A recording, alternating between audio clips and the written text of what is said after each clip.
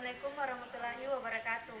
Perkenalkan, kami dari kelompok yang akan membahas seorang filsuf Islam yang bernama Ibnu Khaldun dengan mata kuliah Filsafat Umum dan dosen pembimbing Muhammad Rashwan Syarif, SHI, MSI, Stain Watampone. Adapun nama kelompok kami yaitu Andi Selviana Ashar, Arni Widyastuti. Khaldun. Ibnu Khaldun terkenal dengan bapak sosiologi dan bapak ekonomi. Dia lahir di Tunisia 27 Mei 1332 Masehi dan wafat di Kairo 17 Maret 1406 Masehi. Adapun pendidikan Ibnu Khaldun seperti anak-anak pada umumnya, pertama kali dia tempuh dengan baca tulis Al-Quran di Masjid Al-Quba. Guru pertama kali olehnya adalah ayahnya sendiri. Sedangkan keluarganya berasal dari keluarga ulama. Ayahnya yang dulunya seorang polisi militer, kemudian mengundurkan diri menjadi seorang ulama. Ibnu Khaldun dulunya tinggal di Tunisia, tetapi karena kekacauan yang terjadi di negaranya sehingga dia bertransmigrasi ke Fez, Maroko. Di tempat inilah Ibnu Khaldun ingin menuntut ilmu. Ada dua keinginannya. Yang pertama, untuk mengembangkan ilmu pengetahuan, dan yang kedua, untuk mencapai kematangan intelektualnya. Karena kekacauan di Fez, Maroko, dia pun bertransmigrasi ke Spanyol Granada. Di Spanyol inilah Ibnu Khaldun tinggal selama 3 tahun di negara tersebut. Dan tepatnya pada tanggal 11 Februari 1365 Masehi dia meninggalkan Spanyol karena banyak yang benci terhadap beliau karena beliau dekat dengan Sultan Granada.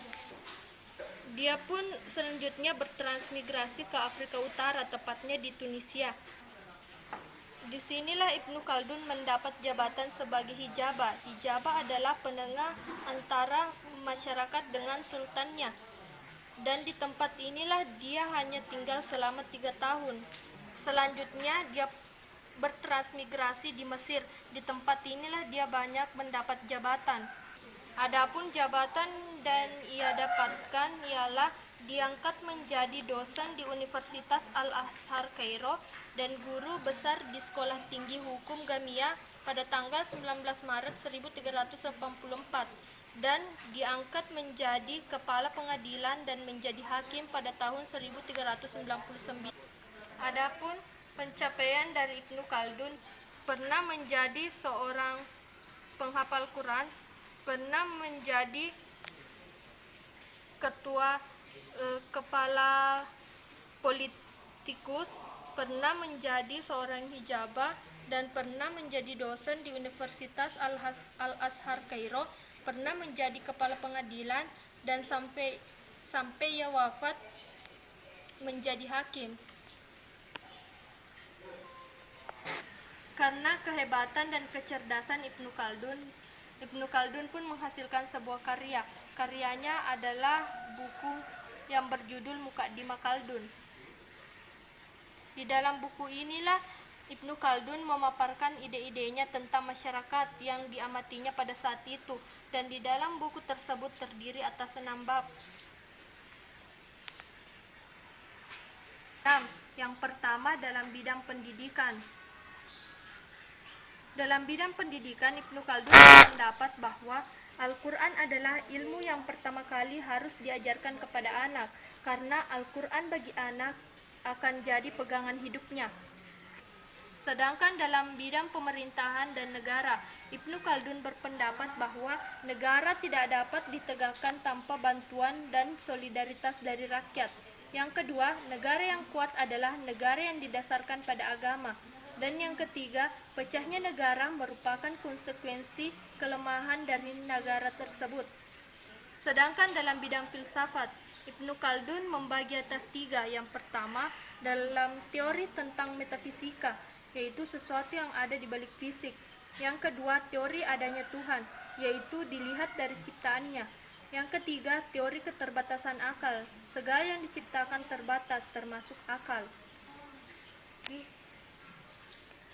Dalam bidang sejarah, Ibnu Khaldun berpendapat bahwa Sejarahlah yang menjadi jembatan pertemuan masa yang lalu dan masa yang akan datang. Ibnu Khaldun memperlakukan sejarah sebagai ilmu, tidak hanya sebagai dongeng. Sedangkan dalam bidang ekonomi, Ibnu Khaldun membagi atas 8. Yang pertama, mekanisme pasar. 2. Keuntungan. 3. Pembagian kerja. 4. Keuangan publik. 5. Standar kekayaan negara. 6. Perdagangan internasional. 7. Konsep uang. 8. Kesejahteraan masyarakat. Dan yang terakhir dalam bidang sosiologi. Ibnu Khaldun dikatakan sebagai bapak sosiologi karena dia sering mengkaji tentang masyarakat dan memperhatikan masyarakat yang ada di sekitarnya. Hal tersebut dibuktikan dalam sebuah karyanya yang berjudul Mukaddimah. Adapun metode yang digunakan oleh Ibnu Khaldun adalah metode pengajaran. Di dalam metode pengajarannya ini dia membagi atas 4. Yang pertama, metode pertahapan dan pengulangan.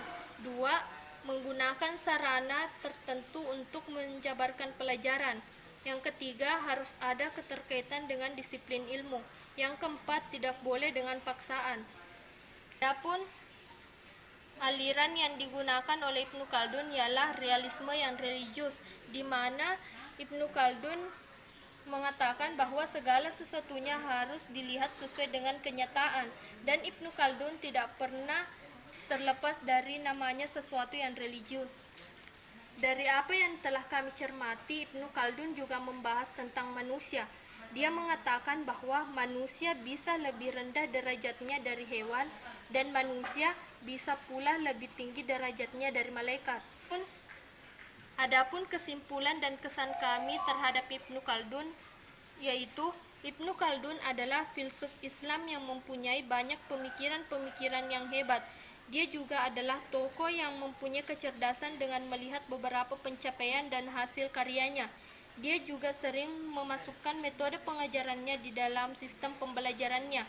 Serta dalam mengkaji sesuatu, Ibnu Khaldun tidak pernah terlepas dari yang namanya religius. Adapun kesan kami terhadap beliau adalah pemikiran-pemikiran beliau masih banyak digunakan dalam pembelajaran di masa sekarang ini. Beliau patut dijadikan sebagai teladan, dan yang perlu diingat dari beliau adalah beliau menjunjung tinggi yang namanya ilmu pengetahuan. Ini pemaparan materi dari kelompok kami. Sekian dan terima kasih. Semoga bermanfaat. Assalamualaikum warahmatullahi wabarakatuh.